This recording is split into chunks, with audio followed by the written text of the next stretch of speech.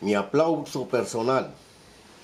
Primero que todo, para expresar mis sentimientos de armonía con los importantes ambientalistas que crean una revolucionaria fuerza giratoria ecológica cada día y van creando más conciencia crítica sobre una verdad que aparentemente silenciada por conveniencia de la mayoría que más poder político y económico poseen. Sin detenerse, continúan aumentando el desequilibrio y la contaminación ambiental, destruyendo los bienes naturales patrimoniales, verdadera riqueza, promoviendo leyes y normas para fortalecerse como élite, con una visión y misión de ser quienes por siempre tendrán el control y dominio sobre el planeta, fortaleciéndose cada día con más operaciones, leyes permitidas para el uso y abuso de la sobreexplotación de esos recursos de diversidad biológica, botánica, flora y fauna silvestre, abundancia de las riquezas y teológicas de los mares y los ríos, evadiendo no solo las responsabilidades sociales, sino las ambientales, sin pensar reconocer un porcentaje mínimo de sus plusvalías. Ya, por ejemplo, hemos visto que ya no han soltado aún las selvas ni los otros ecosistemas de tierra y de los ríos, sino que ya se han metido en las aguas internacionales, ya han industrializado la plataforma continental. Para garantizar el funcionamiento en el futuro de la existencia de esos recursos indispensables para la vida, para que pasen una parte en el nuevo y próximo relevo generacional, previniendo los desastres, las crisis, las hambrunas, las epidemias, con procesos y programas planificados dentro de un marco de creatividad con biocapacidad, como un taller científico para conocer el verdadero valor de las riquezas ambientales, clasificándola dentro del ordenamiento de los compromisos sociales en la geografía humana, a los ríos como un sector primario que se debe proteger, liberándolo de ser un ánodo de sacrificio, tirándole todo el peso del día a día, contaminándolo, destruyéndole sus plantas acuáticas y animales, produciendo sedimentaciones que se convierten en mantos de impermeabilización contaminados con miles y miles de bacterias y microbios cancerígenos y otros elementos de metales pesados tóxicos que producen su envejecimiento o eutrofización, muerte, porque el agua no se condensa o filtra para su continuación en los acuíferos o en sus mantos freáticos, desapareciendo además las aguas subterráneas. Y los ríos desde su nacimiento hasta las deltas y costaneras están habitadas por mundos de especies fito y zoológicas, acuáticas, que sistemáticamente forman ese ecosistema de recursos bióticos que se tienen que conservar como reservorios para que funcionen normalmente, garantizando su continuación y vida en futuro.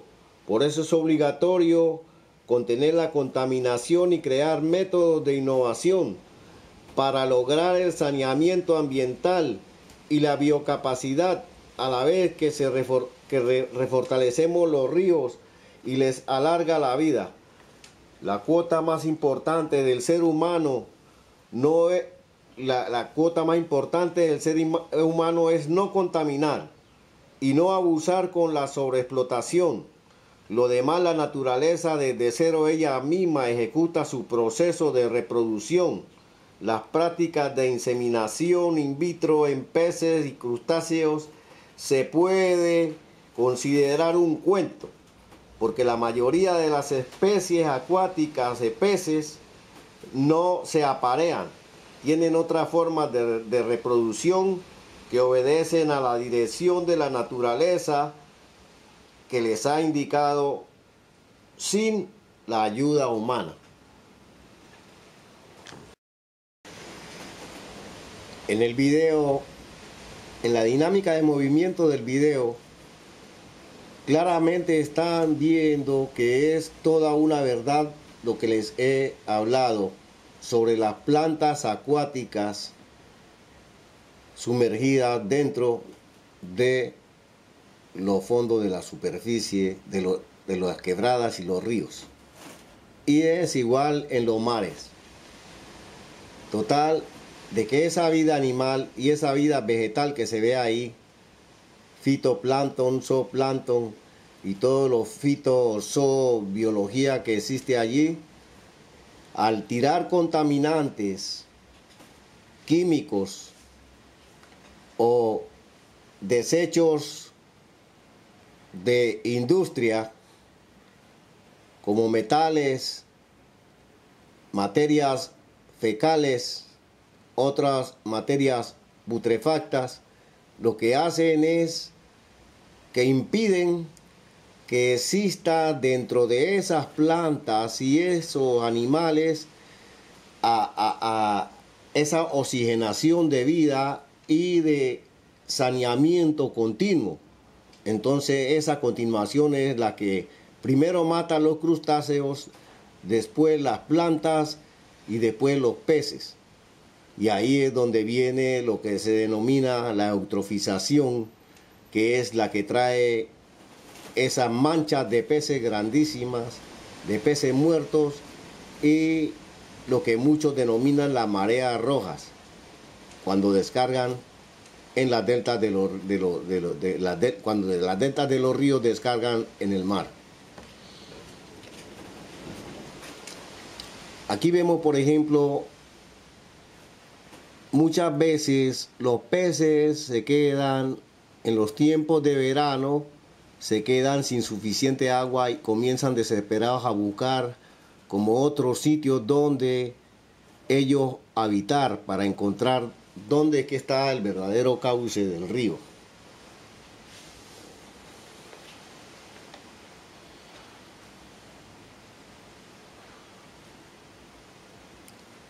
Porque sabemos que en todos estos países latinoamericanos de Centro y Suramérica existen dos temporadas, una de sequía y otra lluviosa.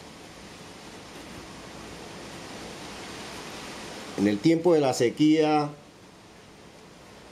los peces tienen dentro de sus hábitats unas funciones y tienen otras también en los tiempos de invierno. Unos cambios muchas veces son los que ellos más utilizan para aparearse o para buscar dónde desfogar o dónde desovar, dónde desovar.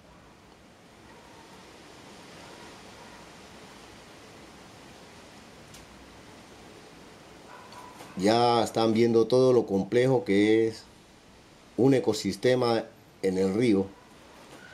Tiene de todo.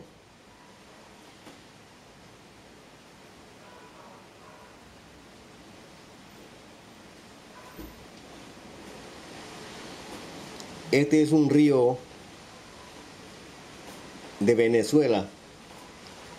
Yo escogí copiarme un poco de la parte de ese video de Venezuela, porque Venezuela es el país en el mundo donde tiene los ríos que más habitantes de peces tienen, más variedades. También además, en mis tiempos de juventud, hace más de 40 años, yo tuve el privilegio de haber vivido unos meses en Venezuela y anduve por todos los sitios de Venezuela, las ciudades, los bosques, las selvas, los ríos, y puedo asegurarles que Venezuela es el país que paisajísticamente tiene la maravilla y la belleza más grande del mundo.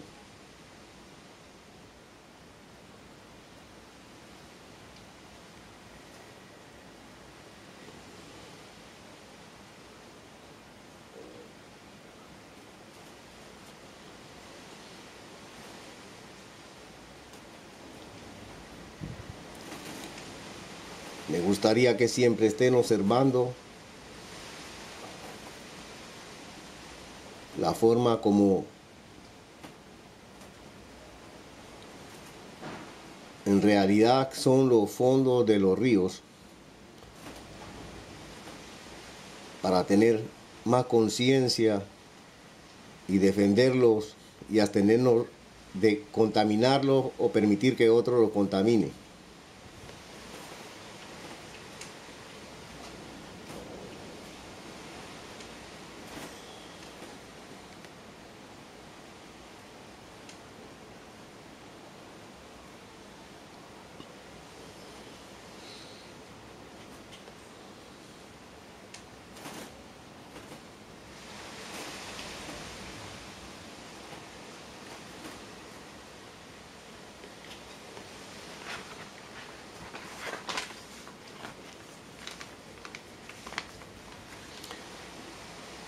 Ahí estuvimos viendo una descarga de aguas servidas o aguas fétidas y estamos viendo cómo ha producido la mortandad de peces.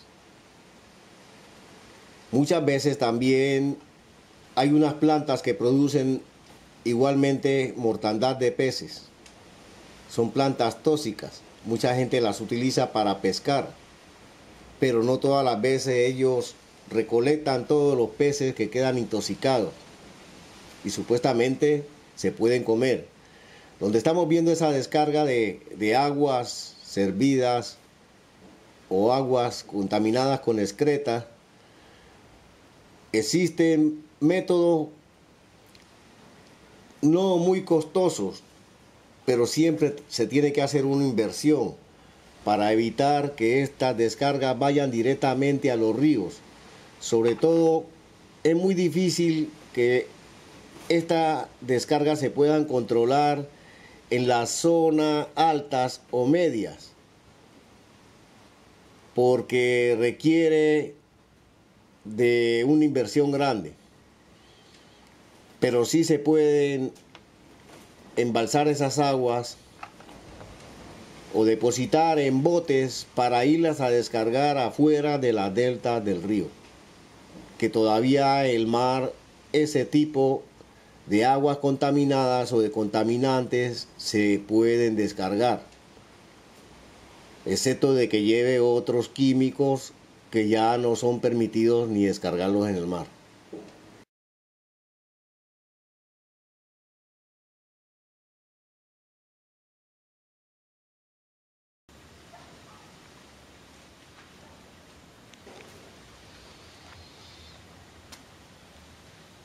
Esta es el área denominada olla multimillonaria del Pacífico.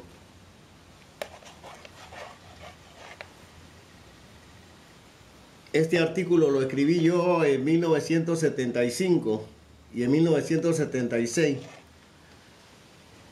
con diferentes textos.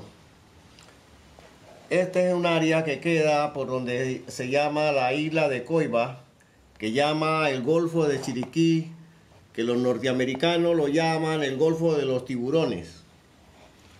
En esta área ustedes pueden ver en esta toma donde yo estoy soltando uno de los sacos de pesca.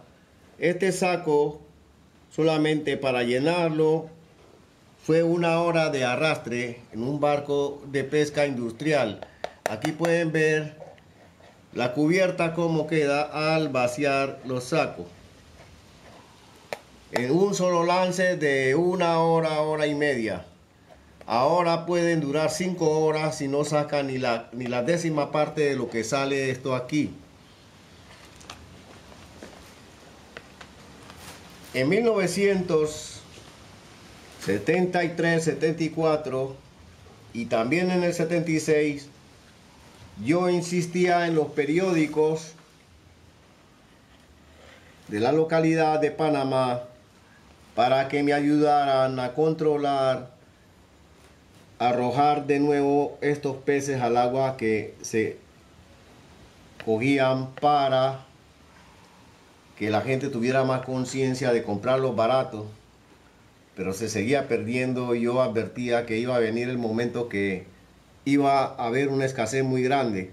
Desde hace 45 años yo estaba prediciendo lo que ahora mismo están padeciendo los pescadores, que es aquí en esta toma de hace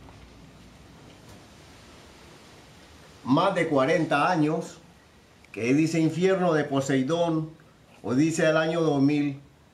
Este diario ya desapareció y el director ya falleció. En esto yo explico todas las tragedias y cosas que están ocurriendo de hace más de 45 años.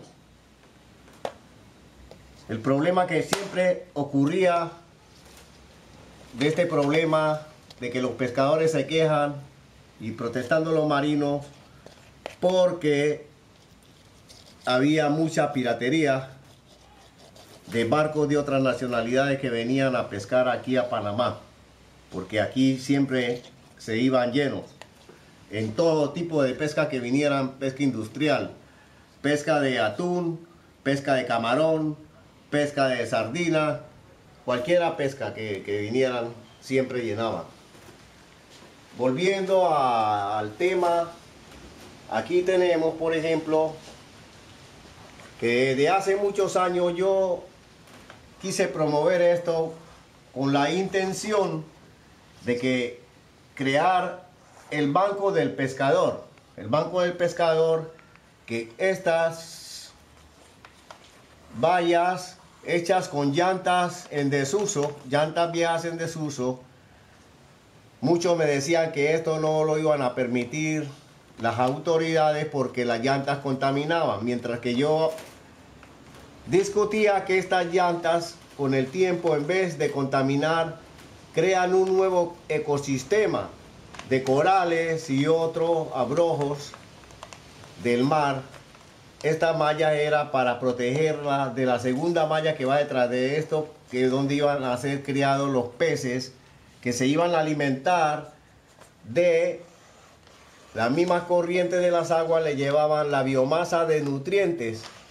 O sea, no había que estar pensando en comprarles alimentos ni en otros inventos, sino que el mismo mar, dentro de su mismo ambiente, se encargaba de retroalimentar estos animales que se tenían acá en proceso de cría, de engorde, hasta que tuvieran un valor comercial, incluyendo especies que estuvieran en peligro de extinción, para después liberarlas en otros lugares.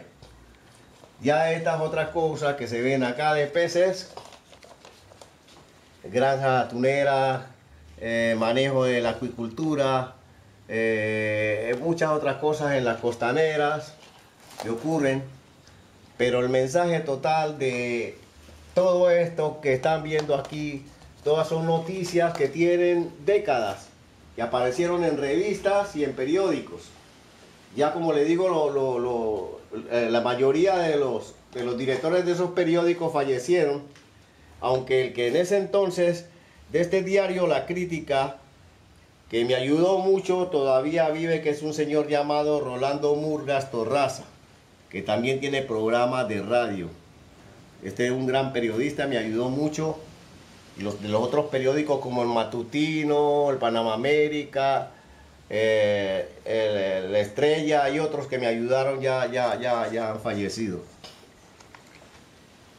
Tenemos, por ejemplo, la forma en cómo sostener esas redes permanentemente para mantener la cría de peces en este ecosistema artificial.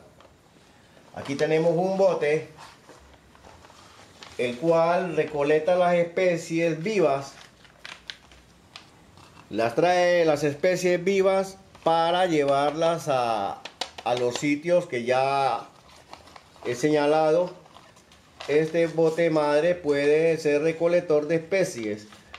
¿Qué sucede? Que el principal mensaje que yo estoy enviando con esto no es simplemente esta cría de peces, aunque en las orillas es el problema de que por la contaminación siempre van a existir problemas. Este tipo de cría de peces sumergida dentro del mismo hábitat de los peces se está haciendo ahora con mucho éxito en aguas profundas, dando muy buenos resultados en Panamá y en otros países. Pero yo quise promover esto aunque no tuve mi ayuda. Ahora, lo más importante que yo quiero que todas las autoridades del mundo que se dedican a proteger la naturaleza y el ambiente me pongan atención en que se debe crear una cuota de que todos los barcos pesqueros y todos los pescadores paguen esa cuota para hacer una repoblación de los mares y los ríos. Para hacer esto y también conseguir un saneamiento ambiental, en evitar de traer los peces capturados con vísceras hacia los sitios de expendio, o las ciudades o los poblados, que se cree una ley para que sean sacados el vientre de las vísceras de los peces y arrojadas en el mismo lugar que fueron capturadas. Ahora, pero lo más importante de esto es que en los tiempos en que las hembras están fertilizadas y maduras, que las huevas sean puestas en tanques con oxígeno a bajas temperaturas para conservarlas y traerlas a un laboratorio y crear ecosistemas artificiales para repoblar los mares y los ríos con miles de millones de alevines.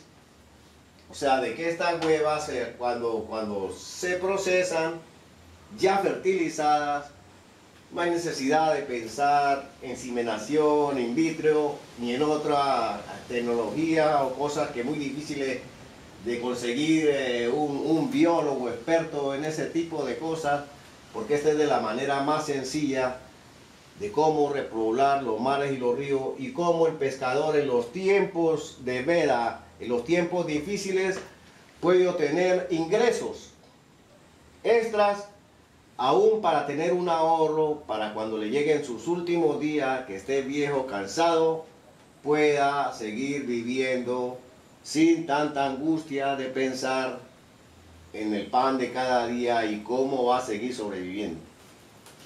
Por lo consiguiente, ya les he hablado de la situación, de lo que es esta cría de peces, lo que es el proceso de la repoblación en los mares y los ríos, teniendo en cuenta las represas de los ríos, hacer diques y hacer nuevos diques y nuevas salidas para hacer crías de peces, para tener un regadío de las siembras en los tiempos de sequía, un desarrollo a los pescadores artesanales conjuntamente con los agricultores, un plan conjunto en el cual se beneficie tanto el agricultor como la gente que se dedica a la pesca. Todos estos planos, borradores, se pueden perfeccionar y así evitar que el hombre, por ejemplo, esté incursionando en causar este tipo de destrucciones que después lo afectan a él mismo. Estos árboles fueron cortados en las montañas y después en las crecidas por los tiempos lluviosos, la naturaleza le trajo al hombre estos que destruyeron las ramas que no utilizó, porque solamente utilizó para los troncos para venderlos como madera, y se los puso en las mismas viviendas de ellos y se llevó las viviendas también. Entonces hay que evitar todo este tipo de tragedias, cooperando también con la naturaleza y viviendo como se debe vivir, pensando en todo lo que es la ecología, el medio ambiente y las situaciones que de futuro se nos van presentando. Porque es muy difícil que a uno se le pare atención cuando uno no tiene ningún poder político en estos países tercermundistas. Yo, como lo pueden observar, en 1976 me dieron esto, pero fue en 1975 que yo hice una donación de especies a un museo. Esto es con el fin de que ellos tuvieran un archivo que les sirviera para hacer investigaciones y saber qué cantidad y qué clase de animales o de peces existían en aquel entonces, que ahora, por ejemplo, tiburón martillo, yo no he escuchado que nadie lo esté trayendo a los mercados, ni el espada, ni aún para los museos, ni para tenerlo en exhibición. Porque aparentemente ya eso desapareció en los mares de acá, que tenían en aquel entonces más de 22 especies de tiburones. Tengo aquí otra nota para mostrarles de las Naciones Unidas, cuando yo he solicitado ayuda, cuando quieren contestar que uno tiene que tener mucha suerte, siempre inventan la manera de sacar las disculpas y de no prestar la ayuda, porque dicen que solamente estas ayudas se las dan a nivel gubernamental, no la dan a personas particulares. Ese es de las Naciones Unidas. Igualmente tengo de la Unión Europea, para que vean todos los sacrificios que uno hace tratando de conseguir de que estos proyectos se realicen, porque sirven a toda la humanidad y no se consigue nada. Y le muestro más organizaciones internacionales que son las más importantes. La UNESCO de París, Francia, todas contestan lo mismo. Sucede muchas veces que ellos pasan los datos a las misiones permanentes de políticos que tienen estos países allá en representación, y ellos rediseñan los proyectos, pero uno queda como un anónimo y ellos se llevan los méritos. A mí me ha ocurrido ya. Igualmente pueden ver las respuestas de la OEA, que es otro de los organismos internacionales más poderosos del mundo en la defensa de los derechos humanos y de la biodiversidad, y según la FAO y etcétera, etcétera. Y siempre es lo mismo. Desafortunadamente lo lamentamos, que siempre el mismo cuento, porque uno no pertenece a las élites de políticos. Eso es todo con lo que yo quería cerrar este episodio, con este mural, lo que vimos en el video, y de solicitarle a todas las personas que me han puesto atención, después de darle mi infinito agradecimiento, cooperen con promover esta intención, promover esta intención para repoblar los mares y los ríos con saneamiento ambiental. Muchísimas gracias. Les saludo el capitán Hamilton Guzmán desde Panamá. Mil gracias.